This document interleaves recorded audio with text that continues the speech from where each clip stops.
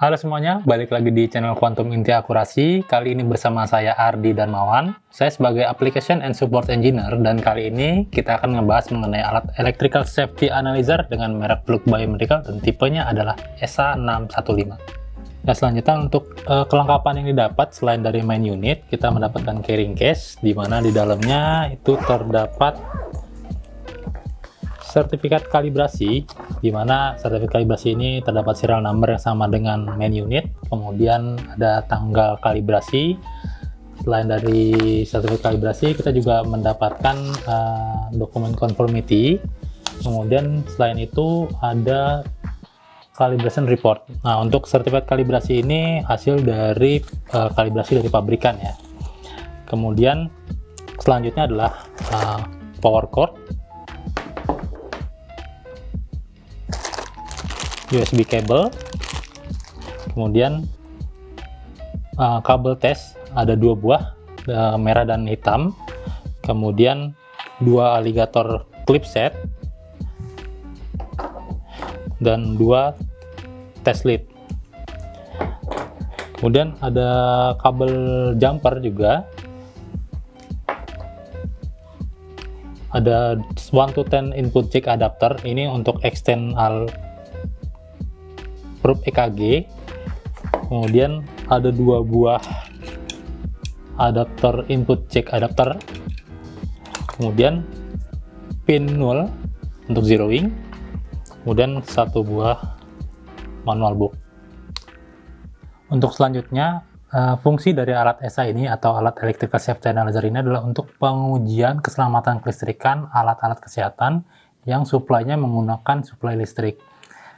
Kemudian untuk parameternya itu ada 5 parameter ukur, mulai dari voltase atau tegangan, kemudian nilai resistansi alat terhadap pembumian, nilai konsumsi arus, kemudian arus bocor pada sasis, arus bocor pada applied part, dan yang terakhir adalah isolation test atau isolation kabel. Selain dari 5 parameter itu, ESA ini juga bisa memberikan simulasi heart rate EKG. Electrical Safety Analyzer ini tidak dilengkapi dengan baterai, jadi suplainya full menggunakan listrik untuk range-nya dari 90 volt sampai 260 volt AC. Untuk selanjutnya adalah bagian-bagian alat. Kita mulai dari sisi sebelah kanan. Untuk bagian paling bawah ini ada port kabel power untuk alat ESA itu sendiri, kemudian bagian atasnya ada tombol power on off, kemudian di atasnya lagi slot SD card. Kemudian untuk sisi sebelah kiri, ya bagian bawah ini ada port kabel power. Kabel power ini yang nanti dihubungkan ke alat kesehatan yang akan kita ukur.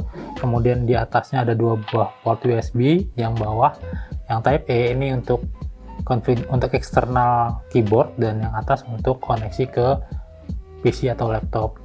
Kemudian untuk yang bagian atas, di sini ada 5 buah port yang digunakan untuk port elektroda EKG ataupun untuk pengukuran arus bocor pada applied part.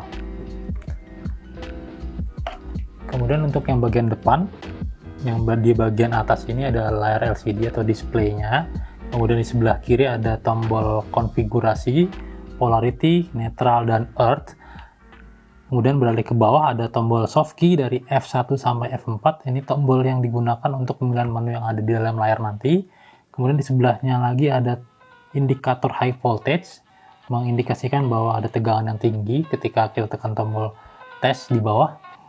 Kemudian di bawah ada tombol menu parameter yang akan kita ukur, mulai dari voltase, konsumsi arus bocor, resistansi, tekanan kabel, maupun memberikan simulasi ECG. Kemudian di bawahnya lagi ada tombol navigasi atas, bawah, dan kanan dan kiri. Kemudian di bawahnya lagi ada tombol enter dan tombol tes.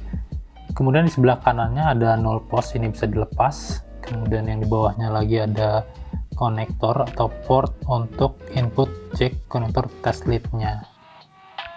Pada kesempatan kali ini kita akan mengukur kelistrikan pada alat elektrokardiograf dengan menggunakan alat ESA615, tapi pastikan terlebih dahulu instalasi listriknya terdapat instalasi grounding. Sebelum melakukan penginstalan atau sebelum melakukan pengukuran alat kesehatan, kita harus mengklasifikasikan terlebih dahulu alat kesehatan tersebut berdasarkan, yang pertama berdasarkan kelas, kemudian berdasarkan tipe, yang ketiga adalah berdasarkan metode pengukuran arus bocornya, yang keempat adalah hubungan utamanya. Untuk klasifikasi yang pertama, itu berdasarkan kelas, dibagi menjadi 3, kelas 1, kelas 2, dan kelas IP atau internal power. Kalau untuk kelas 1, itu biasanya ciri-cirinya dia menggunakan 3 kabel atau 3 line kabel, fase, nol, dan grounding. Dan kemudian ciri-ciri berikutnya adalah biasanya di bodi alat terdapat pin grounding. Kemudian untuk bodinya itu biasa terbuat dari metal. Kemudian untuk kelas 2, itu biasanya menggunakan 2 kabel atau menggunakan charger dan terdapat pin grounding ataupun tidak terdapat pin grounding.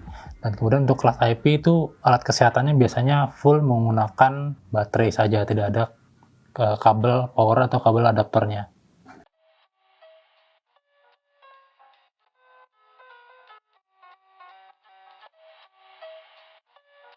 Kemudian untuk klasifikasi selanjutnya berdasarkan tipe aksesoris. Ini dibagi menjadi 3. Yang pertama tipe B, kemudian tipe BF atau body floating, kemudian tipe yang ketiga adalah tipe CF atau cardiac floating.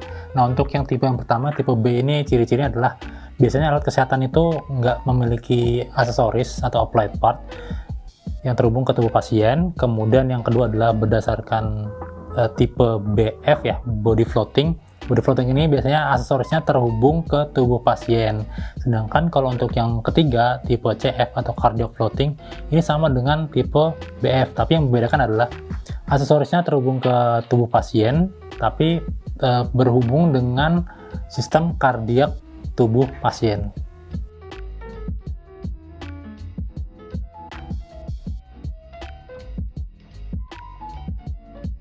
Klasifikasi yang berikutnya adalah berdasarkan hubungan utamanya, itu kabel powernya ya.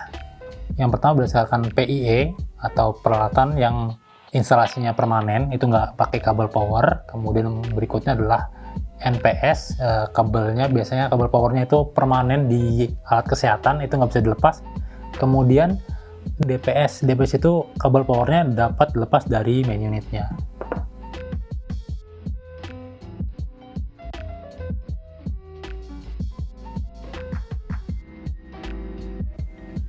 Untuk klasifikasi yang sudah disebutkan tadi, itu digunakan untuk menentukan nilai toleransi berdasarkan IEC 62353, karena kita akan menggunakan standar IEC 62353. Untuk selanjutnya, pengaplikasian alat Electrical Safety Analyzer, dan alat yang akan kita ukur adalah alat ECG Recorder dengan 10 elektrode. Yang pertama, pasang kabel power alat Electrical Safety Analyzer yang ada di sebelah kiri alat, kemudian pasang kabel power alat ECG Recorder pada alat ESA yang ada di sebelah kanan. Kemudian pasang kabel lead dan alligator clip set ke pin 0. Nah, kemudian pasang lead EKG atau elektrode ke bagian atas dari alat ESA sesuai dengan label.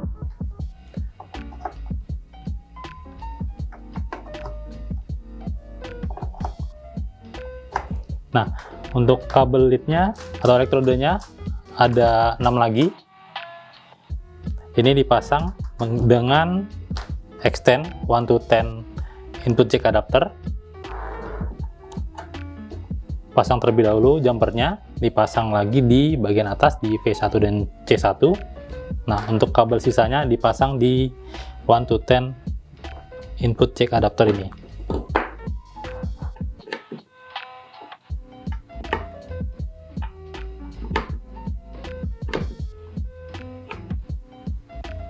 Nyalakan alat ESA dengan cara tekan tombol power yang ada di bagian sebelah kiri alat.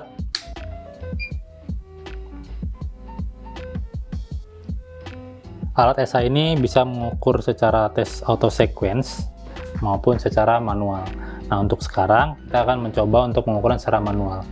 Pertama, pilih dulu standar yang akan kita gunakan, apakah IEC 62353 atau IEC 60601.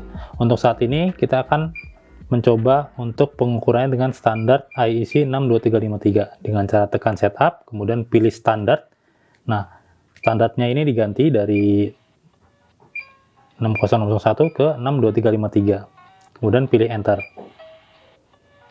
Ada 5 parameter ukur yang akan kita ukur. Yang pertama adalah pengukuran tegangan atau voltase. Yang kedua adalah pengukuran resistansi alat terhadap pembumian. Kemudian yang ketiga adalah pengukuran tahanan kabel. Yang keempat adalah pengukuran arus bocor pada alat. Yang kelima adalah pengukuran arus bocor pada applied part atau aksesoris. Nah, yang pertama, pengukuran voltase atau tegangan. Dengan cara tekan tombol V pada alat, di alat akan tampil tegangan yang terukur pada line live atau live to neutral, kemudian neutral to earth, tekan F2, dan kemudian live to earth, tekan F3. Kemudian pengukuran resistansi alat terhadap pembumian, tekan tombol ohm, kemudian zerokan lead terlebih dahulu dengan cara tekan F4. Kalau sudah zero, kemudian lepas klip adaptor yang ada di pin 0, kemudian pasang di bagian belakang alat, yaitu pasang pada pin grounding yang ada pada alat ECG recorder. Kemudian lihat di layar, ini hasilnya adalah 0,149 ohm. Untuk selanjutnya pengukuran tahanan kabel, tekan tombol mega ohm yang ada pada alat, kemudian pada layar akan tampil push test 500 volt DC, pastikan alat tidak dipegang, kemudian tekan tombol tes yang ada di bagian paling bawah, indikator high voltage akan menyala, jangan disentuh alatnya. Ya. Hasilnya adalah OR atau off range. Kenapa OR? Karena pada alat ESA ini range-nya dia hanya membaca dari 0 sampai 99 mega ohm. Jadi di atas dari 99 mega ohm ini, maka alat ESA akan membaca over range. Yang selanjutnya pengukuran arus bocor pada alat. Tekan tombol mikroampere. Kemudian pilih direct equipment, polarity di on, di kondisi normal, dan earth-nya ditekan open. Nah, ini untuk pengukuran polarity normal, dan pengukuran selanjutnya pengukuran reverse polarity. Rubah polarity ke reverse. Berikut hasilnya. Untuk selanjutnya pengukuran arus bocor pada applied part atau aksesoris. Nah, dari sini tekan tombol mikroampere, kemudian pilih more, tekan F4, select applied group. Yang dimaksud adalah applied part yang ada di atas. Di sini ada 5 buah titik. Nah, ini kita pilih semuanya karena kita akan memilih semua lead yang akan kita ukur. Tekan tombol select. Nah, setelah itu tekan polarity ke normal. Diperintahkan untuk push test normal, tekan test.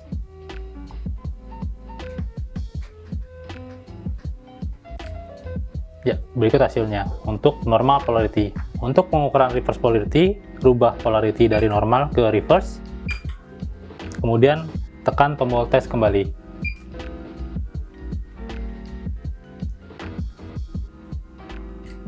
Ini adalah hasil dari pengukuran arus bocor pada reverse polarity. Ya, itu tadi adalah pengukuran secara manual, dan sekarang kita coba untuk pengukuran secara test sequence atau automatic dengan cara tekan tombol test sequence ada di bagian sebelah kiri. Kemudian kita pilih library-nya, test library kita pilih dengan cara tekan tombol F3. Nah, di sini kita pilih alat yang akan kita ukur berdasarkan standar referensi yang akan kita gunakan. Standar yang kita gunakan adalah 62353 dengan metode direct. Kita pilih yang pasang monitor ya, kemudian select atau enter. Ya, dari sini kita tinggal tekan tombol next pada tombol F1. Ya, kemudian di sini kita diminta untuk mengisi equipment number atau merek, tipe, serial number, dan model, lokasinya juga. Kemudian kita tekan tombol start untuk memulai. Nah, di sini kita diminta untuk zeroing lead, pasang kembali alligator clip setnya pada 0, kemudian zeroing dengan cara tekan tombol F1,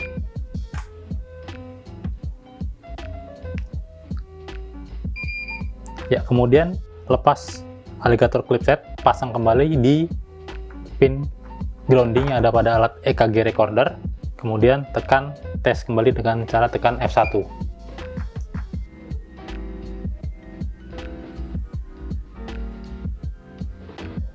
Nah, untuk pengukuran selanjutnya dia akan melakukan pengukuran secara otomatis sampai selesai.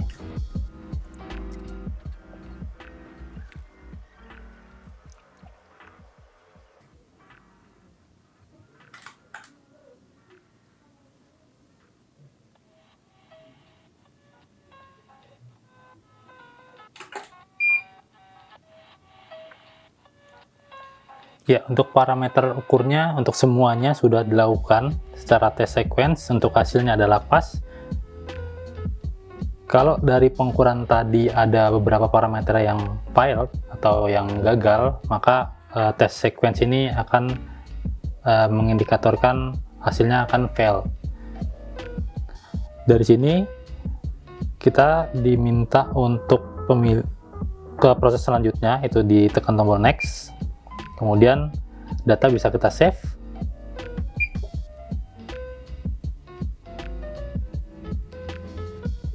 Untuk data yang tadi kita sudah dilakukan secara test auto sequence, kita bisa lihat di test result.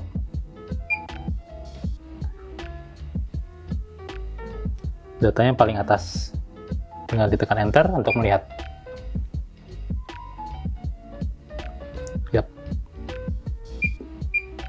Ini adalah hasilnya. Tekan tombol enter untuk melihat hasil dari hasil pengukuran.